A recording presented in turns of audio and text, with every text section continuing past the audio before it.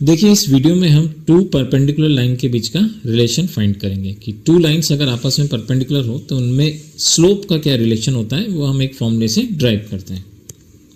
मान के चलिए कि two lines, suppose this is a line L1, this is the angle θ1 and tan θ1 का हमको जो ग्रेडियंट मिलेगा that I consider M1 and this is the another line and इसका हम एंगल कंसिडर करते हैं θ2 एंड बाय स्लोप अगर इसका हम फाइंड करें तो मान के चलते हैं हमें इसका स्लोप M2 मिलेगा और ये दोनों लाइनें आपस में 90 डिग्री एंगल सबटेंड करती है। तो देखिए दो लाइन के बीच के एंगल का फॉर्मूला अगर हम देखें so tan θ is equals to, ये हमने डिस्कस करा था पहले भी,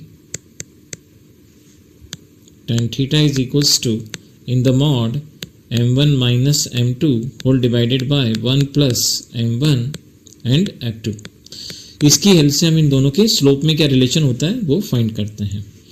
सो देखिए tan θ के प्लेस पर यहाँ पे हमें मिल जाएगा tan 90 degree equals to this is the m1 minus m2 whole divided by 1 plus m1 and m2।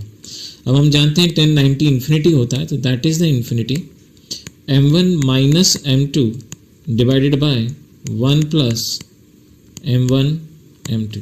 अब देखिए कंसेप्ट लगाते हैं हम अलजेब्रिक कंसेप्ट, इस वैल्यू को हम ऊपर शिफ्ट कर देते हैं और इसको हम नीचे लेकर आ जाते हैं।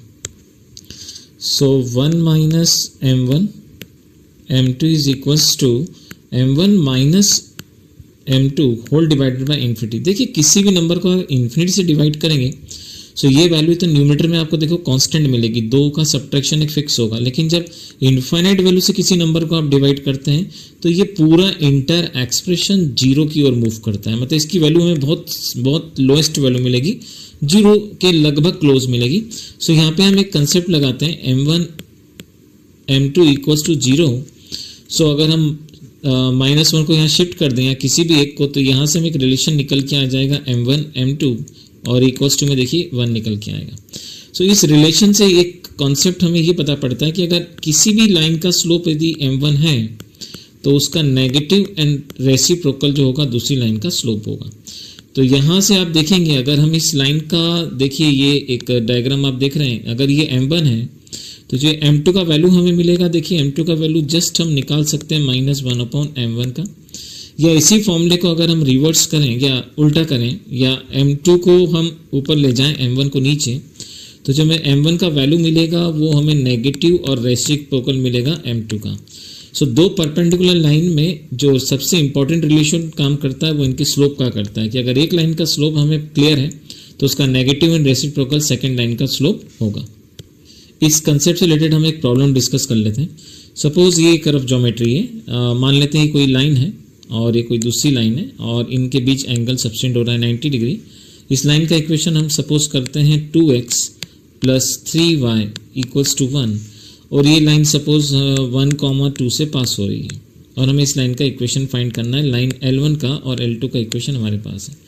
तो देखिए बड़ा इजी कॉन्सेप्ट है, यहाँ से हम इस इक्वेशन को y = mx + c में कन्वर्ट करेंगे और हम इसका m फाइंड करेंगे। किसी भी लाइन को जब आप इस फॉर्मेट में कन्वर्ट करते हैं तो उसका स्लोप आप इजीली निकाल सकते हैं।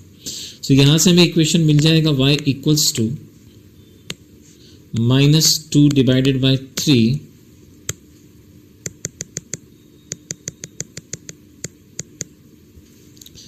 y equals to -2 by 3 x and 1 divided by 3। तो देखिए यहाँ से हमको एक स्लोप मिल गया और इसका जो वैल्यू निकल के आ रहा है -2/3। तो बाय कंसेप्ट जो भी हमने देखा इस फर्स्ट उसमें कि एक का स्लोप दूसरे का नेगेटिव एंड रेसिप्रोकल होता है, तो यहाँ से देखिए हम इसका स्लोप इस लाइन का इजीली फाइंड कर सकते हैं। इसका slope negative reciprocal 3 divided by कितना हो जाएगा +2।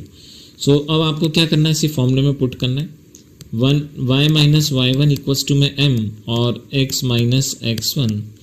इस कॉन्सेप्ट से हम किसी भी लाइन का इक्वेशन निकाल सकते हैं, हमें पास स्लोप है और x1 y1 का वैल्यू भी है। सो y माइनस और y1 के प्लेस पर हमने वैल्यू पुट करी +2, स्लोप हमारे पास है 3/2 एंड x माइनस हमें मिलेगा 1 क्योंकि ये लाइन 1, 2 से पास हो रही है। इस पूरे एक्सप्रेशन को जब हम सॉल्व करेंगे तो एलसीएम लेने पे हमें मिलेगा यहाँ से 2y माइनस का 4 इक्वल्स टू 3x माइनस 3।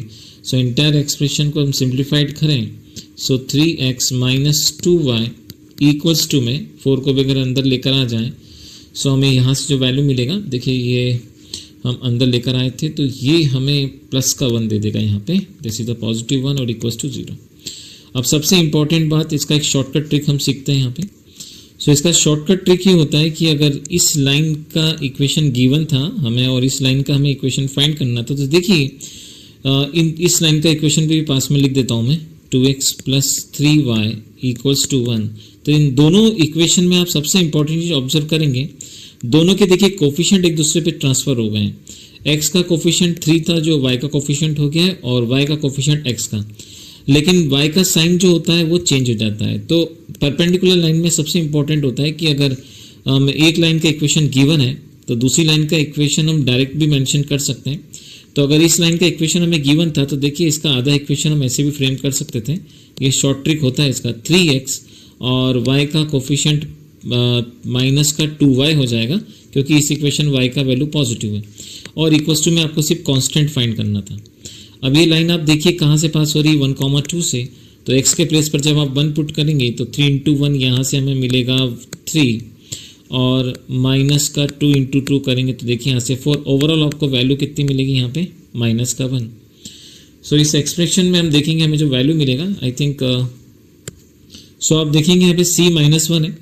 चूंकि मैंने यहाँ पे c का वैल्यू अंदर मेंशन कर रखा है तो जब यहाँ पे हम वैल्यू पुट करेंगे तो ये इक्वेशन हमें मिल जाएगा 3x माइनस 2y और इक्वल्स टू में -1। जब आप -1 को अंदर लेके जाएंगे तो आपको एग्जैक्ट यही इक्वेशन मिलेगा जो हम यहाँ पे लेकर आए। सो अगर 2 लाइन्स परपेंडिकुलर हो तो आप उसके कोफिशिएंट को इंटरचेंज करके सेकंड का इक्वेशन बहुत इजीली फाइंड कर सकते हैं।